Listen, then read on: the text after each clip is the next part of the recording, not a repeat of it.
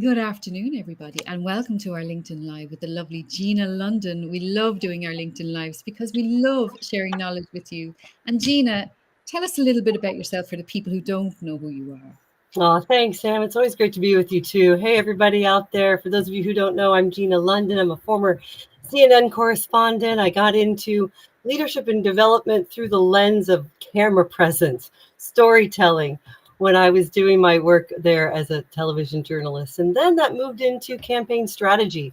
I worked with a government affairs firm in the United States for almost 10 years after that, leading public involvement pieces, helping big clients position their projects and their development opportunities in ways that would be winning to the public and also make sense from a media perspective. Then I got asked by a bunch of corporates to say, hey, how do we do our presentations? How do we do our meetings? And that launched my own consultancy, which I have today. So I speak, I train, and I coach on the power of intentional communications, our strategy, our structure, and taking more control of this human being that is irreplaceable by AI around the words we use, the voice that we can play better like an instrument, and the body language that we can intentionally deliver to more positive effect. That's me.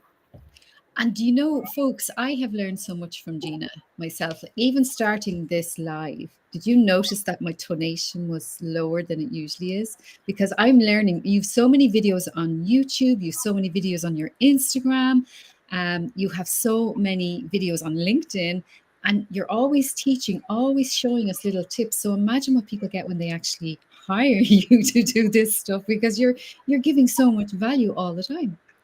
Oh, thank you. I try to give the best practices that are out there from my experience to anyone because I do believe in this so much Mm. that it's not enough to just show up, that there are better ways that don't just impact others, but also positively impact ourselves. And that's really an important component. This is not about fake it till you make it. I hate that line.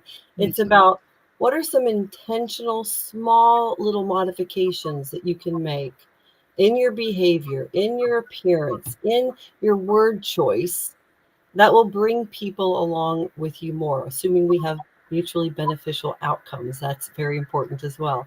And when I help other people go, oh, this isn't just a natural thing, you either have it or you don't, it's a developable skill like any technical skill. Yes. And sometimes this stuff seems so simple, but it isn't easy to consistently apply. So that's why coming Mm. on here with you to remind ourselves to come together and create that community of like-mindedness where we have a safe space to share, to encourage one another, to talk about those small things that might make a difference, to get challenged, which is fantastic, to have a real conversation about things that are working or might not be working and how you can improve. That's really what it's all about. And so sometimes these things might seem small, but they can make a real big difference. Absolutely. And for anyone who's watching, the reason we chose this topic today is we're very aware that it's holiday season. We're very aware that there are I was lots of sorry, I food. was going to interrupt because I actually wrote about because we decided. I thought initially when we were talking about the Sam, you remember I said, "Oh, I think it's too soon." I mean, it's just the Yeah. middle of November, and then suddenly, like in my inbox, like clockwork, I got 3 invitations here in November to holiday events. I'm like, okay, it's not too Mhm. soon. It's Mhm. here. Yep, So, absolutely. And you know what? Uh, One thing that you're very good at is seeing the human, treating everybody equally. I've noticed, when I was with you on a few trips that, from the porter to the cleaner to the whoever it was, you treated everybody the same, and it's a lovely quality about you. And so there might be people watching, maybe we know you're human. We know you're human beings that are watching. So we want to help you with the good, the bad, and the ugly about the holiday season. So tell us what you had in mind about sharing today. yeah, thanks. When we started talking about this topic, because the holiday season is upon us, I was thinking about the essentially sometimes it can be the tyranny of holiday cheer. Like Mm. it's like it's almost an expectation or a mandatory requirement that everybody loves the holidays. And what really drove it home, and I'm not sharing out of school because I will keep it anonymous, but one of the person that I coach who's also become a dear friend, I have to say, it's the second anniversary next week of her husband's untimely passing from a heart attack. And she has 3 children, and this is an incredibly hard time for her, not a happy time. And then compound it with she's actually got some difficulties going on at work with a number of members on the team.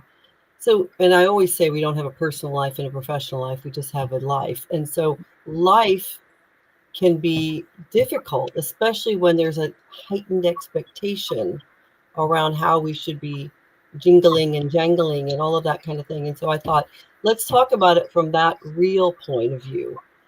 How are you feeling? How do you deal with those feelings? How do you, if you're feeling great and really exuberant, be aware that other people might be feeling something different? And so when I was crafting my column that's going to be running on Sunday in the Irish Independent, the Sunday Independent, the largest newspaper here in Ireland, but available for anybody online. You all, I have to confess.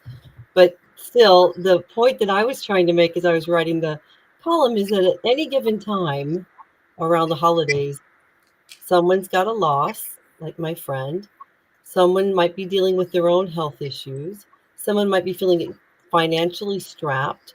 Someone might be feeling lonely. I'm back on the singles, apps. Yay. I'm just being human. And there might be that one person who's feeling extremely happy about shopping and cooking and having family over and hurrah, holidays. But that's not the only point of view. So I wanted to do the good, the bad, the ugly. Let's get real about the holidays and how I'd love people, if you're listening right now, I'd love for you to share, if you'd like, how you're feeling about it, about some of the thoughts that you have when it comes to, which we're going to dive into, holiday parties, workplace parties, and it can be even gatherings with friends. It can be gatherings with the family, because this whole thing around communications, even though we're here on LinkedIn Live, again, with the caveat that it's not just for professional, it's for life, and these things apply across the board. So to have a discussion, help us prepare together. There's a lot of power within each of us, but I think the power of the collective is really that much more impactful. Absolutely. And I think, just to be aware that, the people, employees, and like the team that you work with in the building, or there might be people that don't even live in Ireland and their family might be very far away, for example. Well, is that for you as well? Exactly. So I live in Ireland. I'm a single mom. My daughter lives here, and that's it. I don't have any cousins, any aunties. I've become friends with Rosie O'Donnell since she moved here to Ireland, another American expat that many of you would know. And fortunately for her, she's here also as a single mom with her 12-year-old daughter, but she has some cousins who live up in the north. So at least she's got a little bit of family connectivity already here. And I don't. And there's a lot of people from a variety of countries in a different country that isn't their home. So if you're coming in from Canada, but you're originally from Nigeria, for example, it can be a lonely time. If you're a student studying and for some reason I don't know, for whatever reason, you're not going home for the holidays. You can't afford to go home. Could be. Yeah, great. There's a lot of reasons why this whole Norman Rockwell painting of absolutely everything is copacetic and fabulous can set us up for a feeling of failure if we're just a little bit not meeting that pre-described and unrealistic expectation. And so how can people help, I suppose, if they do know that there's somebody maybe that is, or how could they spot somebody that maybe might not be? Well, that's great. So first of all, be proactive. So if you're in a workspace and you're going to have a holiday party, watch your wording. So little things like everybody's expected to participate instantly make somebody feel less than or not as able to speak up if that's been put on an invitation, or no Scrooges allowed, for example. Things like that. And things like, but you see it, and people's intentions are probably not negative, but intentions still don't protect you from the impact. Mm. So wording, have someone else take a look at it. If you've written it, or if you chat GPT your invitation, make sure you say, can I make the language very inclusive? Can you say things like, come as you are? We know some people might be really enthusiastic. Some people might be a little more hesitant. Leave when you like. You're invited. You're warmly invited. All of those types of wordings takes the pressure off. So I think right at the very beginning, be aware that others aren't necessarily feeling gung ho about the holidays. You don't have Mm. to poo poo it in order to get people to come, but you give them that safe space. That's one. Another thing is have non-alcoholic options. Let's talk. Yes, there's my sober sister here. Tell a little bit about your story, Sam, because I think it's important, especially as we come to the holidays, about what that's like. Yeah, well, I'm 17 years in sobriety now. So, I know for me at Christmas time, in early sobriety, I'm talking about, I'm okay now, but in early sobriety can be difficult for the family who has the person in early sobriety coming, but also the person in early sobriety coming to a party or dinner, Christmas dinner or whatever. And usually there's a kind of an elephant in the room, maybe they just get rid of the alcohol altogether. Nobody's having alcohol. We don't want you to do that. We want you to drink. You're okay. You're not us. Like, you can Well, then drink and have enjoy good your drink. conversations about it. Don't presume. From Yeah, from the side of the exactly. party throwers, for example. Exactly. So find out, maybe contact them and say, look, which mineral would you like us to have? We'd like to give you your favorite, like Coke Zero. Is it Diet Coke you like? Because they're both very different. So, it's like, make sure you have that conversation first of all, but also for the person who is in early sobriety, it can be difficult. But what you do is you put things in place beforehand. It's like Gina's always talking about: prepare, prepare, prepare. And then you have your walk scheduled for after dinner with your other sober friend, or, you have something in place. You have the phone with you, you can call a friend or whatever, have things in place and bring your own favorite beverage. Maybe it's ginger ale or something that's not, maybe Sidona, or maybe it's something that I wouldn't think of getting. Yeah, Like, you I normally, name something as an American. You've just named something as American I've never heard of. Like what? I don't know for the international friends. Like what is a Sidona? What is that?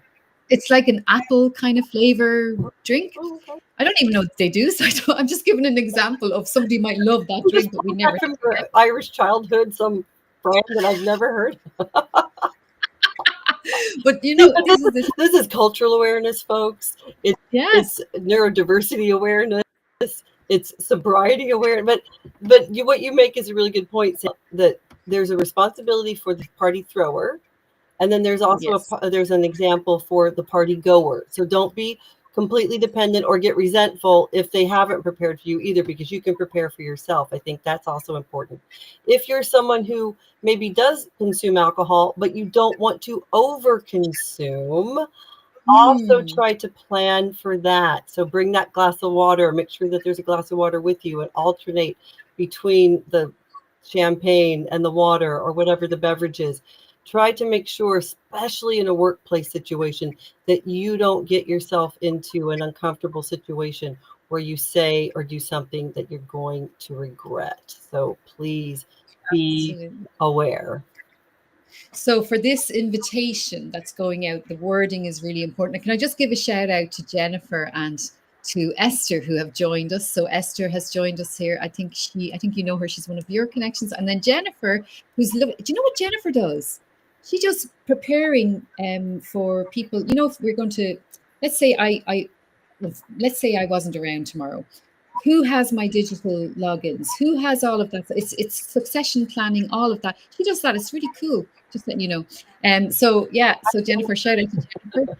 But yeah, she said about being a solopreneur can be really lonely, and there's no Christmas party Right. set Well, up. and I'm a solopreneur too, and so I appreciate that. And so, as Jennifer mentions, if you join networks, then you can join that network's holiday party, for example. And sometimes that can also be. And now let's talk about network events or work Okay. events for that matter. Let's talk about we talked about planning and wording an Mm-hmm. invitation. We talked about maybe some of the beverage planning that you can provide.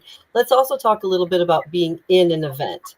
And this Mm-hmm. could be mostly a working event. We can talk a little bit about family if we want, but I don't think it really applies where I'm going. But what I'm thinking of right now is when You are coming to an event on your own.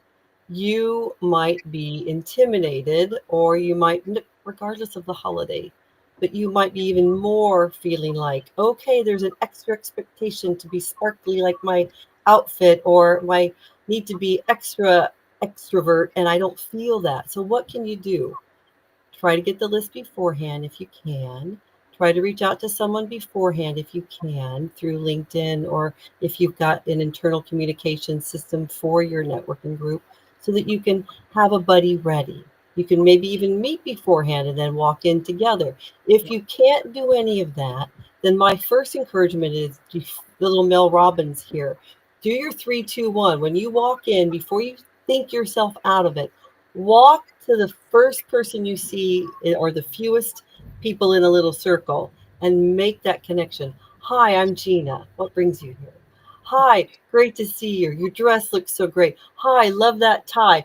Those types of compliments are not pushing the boundary. They're not inappropriate, as long as you keep your eyes at their eyes, and you're keeping all of those things normal and appropriate, obviously.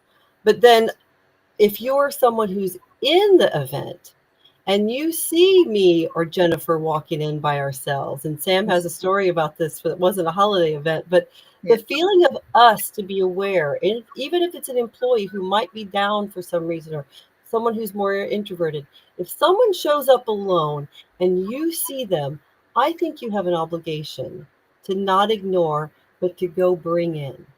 Hi, so and so. It's so great to see you. If you don't know their name, don't worry about it.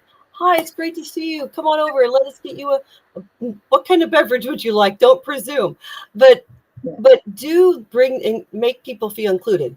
Now, if you see someone who's maybe against the wall, they've already come in, but they're not being talked to, and you think they look down, if you go up to them and say, "What's wrong?" you just put them in a corner. Why aren't you having a good time? What's going on? Why are what? I mean, but people do this, and again, the intention. So here's a Yeah. phrase. Hey, how are you feeling? Mm. Hey, what did it say? Hi. Let it linger. Don't over index your questions to someone. Start with the thing like, hey, how are you? What's going on? We love to, you make it light. And then you can give them some space. Maybe they don't feel comfortable talking. Maybe they want to have some time by themselves. Maybe they really want to share. But when Mm. you're in an event, you as the attendee can go make a friend quickly. You as someone who's already there can bring someone in quickly. And I think those are two components to remember to keep people feeling seen and valued. Actually, I do that at social media. We've Social Media Fest on the 26th of November, which is next week. But I remember there were people that had come in a bit early, and one or two ladies were sitting on their own, right? So, like, I had time, so I went over and I said, "Hi, thanks a million for coming. Did you have to travel far? Because a lot of people travel down to Right. Wexford for it." And so I started the conversation, and then I went up to the other lady and I started talking to her, and then I realized the two of them had come from the same place, and I was like, "You ladies need to connect." I said, "You should be sitting beside each other." And they started laughing. And then one girl said, "Okay, I'll sit beside you." And they ended up together for the whole event, which was Now, lovely. And they remember that, by and the I'm way. They going to actually, back up and give a little context, because for those of you who don't know, Sam has her own incredible media company where she helps executives and regular people too take more control of their social media presence through LinkedIn and a number of variety of ways. And so as a result of that, she also is the organizer and chairperson of an event called, as you see above her shoulder there, Social Media Fest. Now it is Ireland based in the county of Wexford, which is just a little bit away from where I live in Dublin. And what she's sharing, though, is that people travel from all over the country to come to this event. And so yeah, when we keep our external observer mindset active, which I say this a lot, the more others conscious you can be, the less self conscious you will be as a result. So you can be the connector, like Sam was, by introducing a person to make that person feel valued. And then remember the conversations that you're getting. If you're so stuck in your own thought track that you're actually not listening, she would have missed that opportunity to say, wait, you're from here, let me get you guys together. But exactly. this might seem like a small thing, but think about the impact it made on those two people. And she could have been in her, she's the organizer. She's a speaker.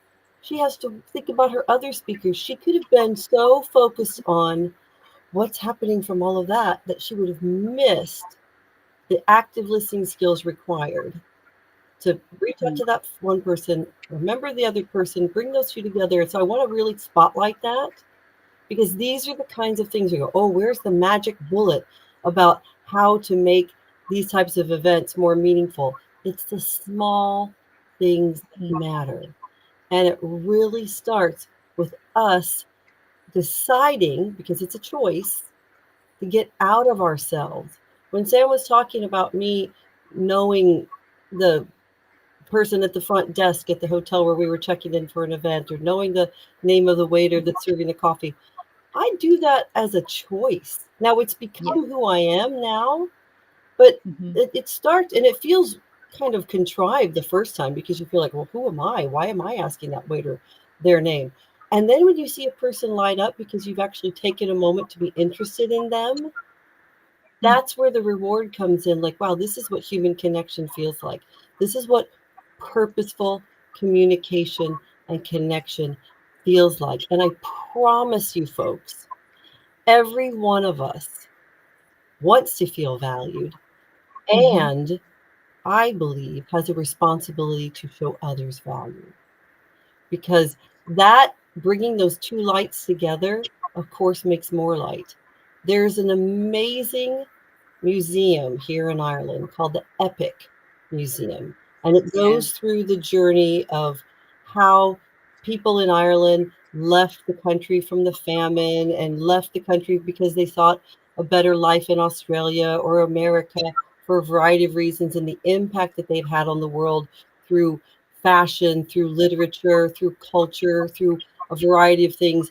But the reason I'm sharing this right now is because at the end, I'm going to, spoiler alert for anyone who goes to the Epic Museum. Spoiler alert. When you go to the Epic Museum, if you're a journalist mindset like I am, you're going to be wondering the whole time, why is it called Epic? What is it? Is it so fabulous? What is the deal? And here's the meaning. At the very last little part of the whole journey, you go through a portal, a door, and it says Epic. Every person is connected. Every person is connected. And we have an opportunity to help build or break down connections with the way that we choose to communicate. And this is life right here, folks. And the holidays tend to put more pressure on us, and we tend to get more self-centered and, oh, poor me, or oh, pressure on me. If we can push that out and go, what's a nice thing I can do for the guy who helps fixes my car, the post person that comes and delivers our mail, and ours, by the way, is named Tony, because of course I know his name, and he brings treats in his pocket for the neighborhood dogs. Like, if you can't get out of yourself enough, think about the other people in your workplace, the other people in your holiday party, the other people who are whatever in your life. The research is clear. Introvert, extrovert, we all need a little human interaction. And if you get out of your AirPods and your own self-talk for enough to just simply have a quiet conversation of, how are you? What's going on? How are you feeling? You look great today. You will find the benefits from that for them and also for you are immeasurable. And it's interesting because some people, something that I've learned in from going to my meetings in sobriety is we always try and think, oh, I have to go to this thing. Oh, instead of thinking that way, think, what value can I bring to this event? So what can I bring to it? And you know what? When we get out of our own heads, like, I could be feeling sorry for myself, but if I help somebody, it makes me feel good, and it kind of takes me out of my own head. Yeah, it's true. I mean, and that's it. I mean, we spend so much of our lives living in our heads.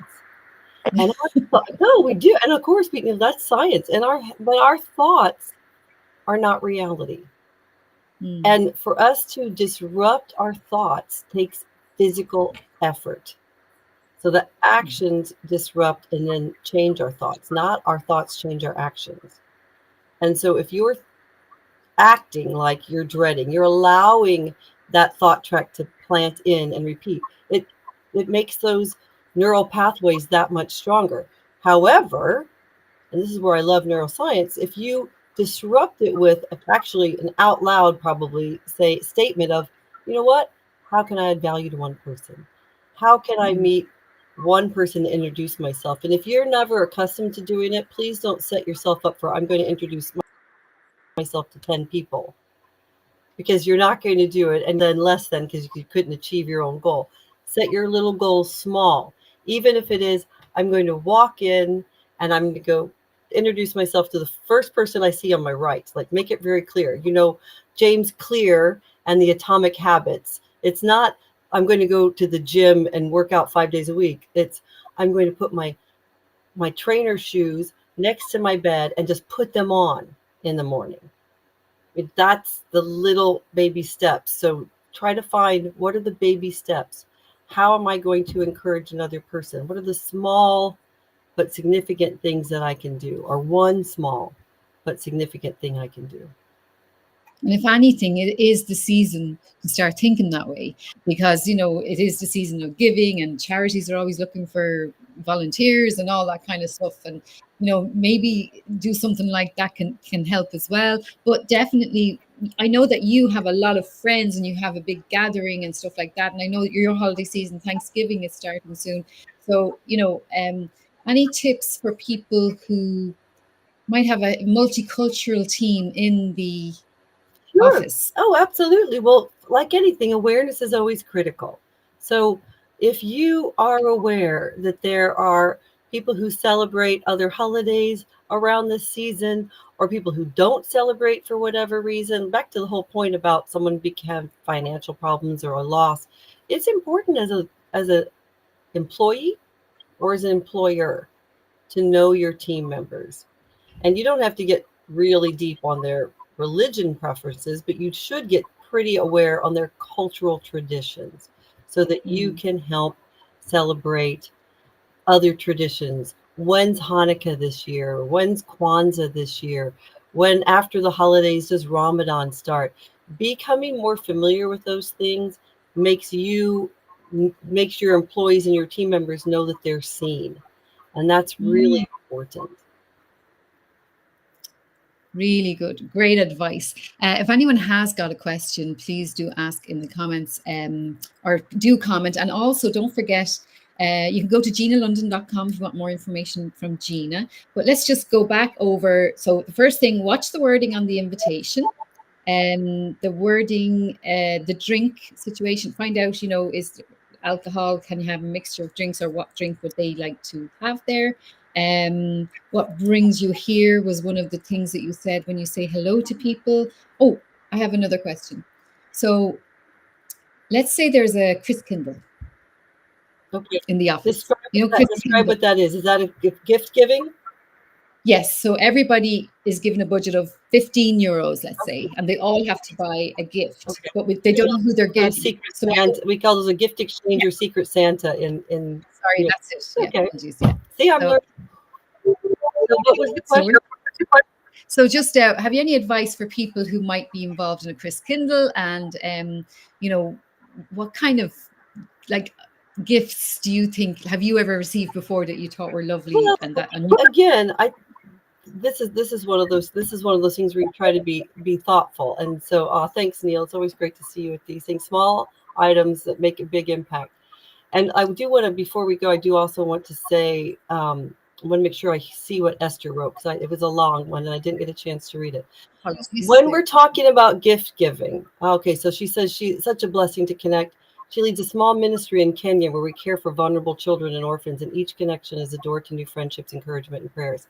Wow. Esther, thank you, thank you, thank you.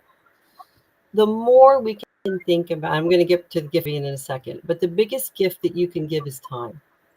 Yeah. the biggest, most important gift that you can give is not, oh, here's the candle that I bought 10 of and everybody gets a candle. Not that I have any problem with candles. In fact, I love candles, but I do. But the idea that you can maybe write everyone a note, like think about that impact of an old-fashioned handwritten note that you wrote from the heart in your own handwriting.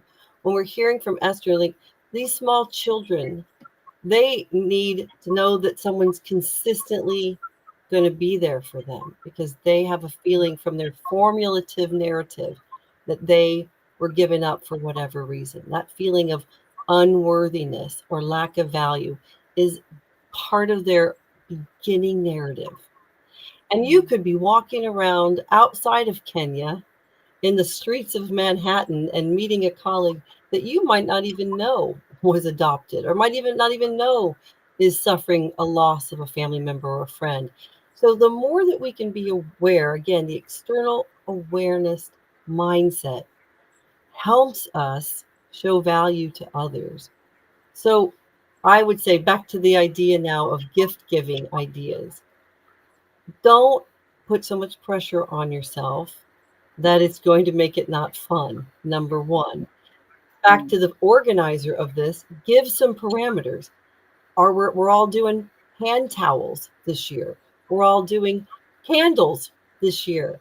This year we're all doing funny gifts, but not inappropriate gifts because this is a workplace. So be very aware of what's G rated and what is not G rated because that's very important. And I would also say to people, stick to the price point. Nobody wants a show off. If it's a struggle for someone to give 15 and you come waltzing in with your 100 euro extravaganza present, it's not that you might be really generous, but again, intentions don't stop from there being an impact, and that impact might not be what you want. So I would say set your parameters very clear, have fun with your purchase. Don't and if you're the receiver, be gracious. If you already have 25 of these candles and you get number 26, then that's your signal from the universe to start burning those candles because you're a hoarder and you need to start having more atmosphere in your home when you're cooking dinner or something. But seriously, be gracious because if someone has taken the effort to get a gift, now I would certainly caution you on regifting because if you've got a gift in 2024 that you gift in 2025 to the same office, there is a chance that they're going to remember.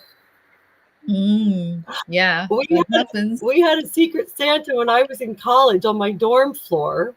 So the idea in that is you have a person that you're giving gifts to, but that person doesn't know who you are, and you're to give little tiny presents up until the big sort of gift giving at the end of the week or something. So Heidi in the dorm room, like 3 down from mine, gave me seriously a little candle with little Santa. I'll never forget, little Santa head, little candle at the top of his head where his little hat should be. And I thought it was cute, but I also thought I'll give it to I didn't know it was from Heidi because she was my secret Santa. I got this little candle, right? So then I thought, won't it be cute if I'll just give that little candle to my secret Santa, who is Kristen? But of course, it just so happens that Kristen was roommates with Heidi. And so when Kristen opened her little Santa, Heidi was in there going, oh, I know who your secret Santa is because I had the audacity of re-gifting. Oh, Gina.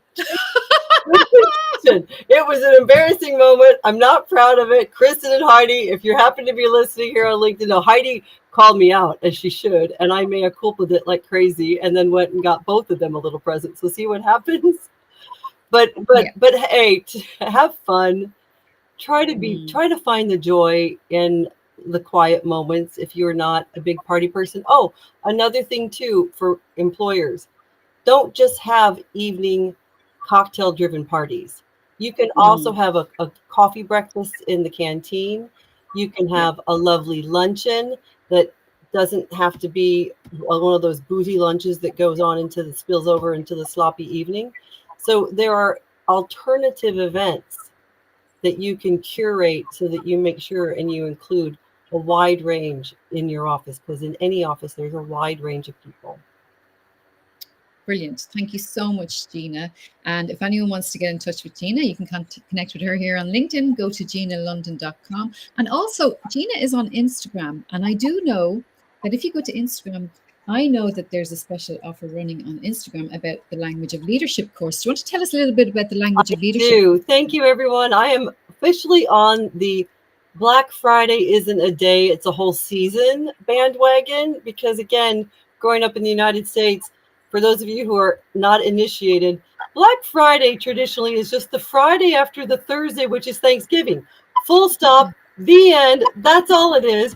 But somehow now retail world has taken it upon itself that after Halloween, all the way until Christmas, it's Black Friday. So there's special offers, there's all sorts of sales, and there's a push to, of course, buy things. So I'm going to encourage you now. I happen to have, and I'm really proud of it, I have a online video learning academy called Language of Leadership. It's the idea of how to, one micro video at a time, remind you of these small skills.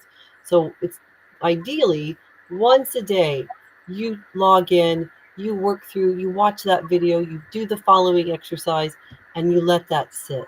And the next day you take the next in a succession. You can, of course, go through them at your own pace. But what I'm excited about is now for Black Friday, go on Instagram, claim your coupon, or you can even go directly to my Language of Leadership or Gina London website, and you can get on there directly. But if you go to Insta, I'd love for you to follow me on Instagram, because as Sam said, I do share from the heart daily on my stories. I also post reels regularly that I hope you can go back and reuse. They're different from the journey of executive presence, storytelling, presentation, and the team cohesion building that I have right now is the courses on my Language of Leadership program. But we have a big discount right now for individual courses or the whole program. So please go to Insta, go to ginalondon.com. I am absolutely convinced that any of us can take even 1% more control of how we communicate to better connect to others and ourselves. And that's the key about becoming an intentional communicator. It's not just an idea or some information. It's a transformative journey that you can put your body and your mind and your voice into action. Anybody can develop this. It takes some time because you're going from your default behaviors and your default mindset that has been built up over time, who you are, your experiences we were talking about. I had a coaching client today go, is it from Ukraine, who has acknowledged that she has a bit of a serious face, and she's comes across to others sometimes as more intense than she feels like is internal. She said, is this really something that I can develop? I said, absolutely. Of course you can. It takes awareness, it takes desire, and it takes little increments of development to change those muscle memories from the default you are now to the design approach, which might seem a bit performative at first. But when you start to see the responses change, it reinforces the decisions you've made. And then over time, it becomes your new default. Again, your actions change the wiring in your brain, not the other way around. And I just want to let people know about the course, the Language of Leadership. There's the full program, but then you can get the professional presence module, inspiring and motivating others, powerful presentations, storytelling and pitch. And these are all such important skills to have, especially if you're a leader, but even just for people like myself who run our own businesses, we need to know this stuff. So do go check it out, and ginalondon.com. And thank you very much, Gina. Oh, we better get ready for our little holiday one for next week. Right. Yes. Are you ready? Yeah. Hey, here we are, ready for our holiday parties. We're no pressure to be extra enthusiastic, obviously. Bye, everybody. Happy holidays. Hang in there. Be kind to one another. And most of all, be aware that you have value, and your value matters to someone else who's also seeking that value.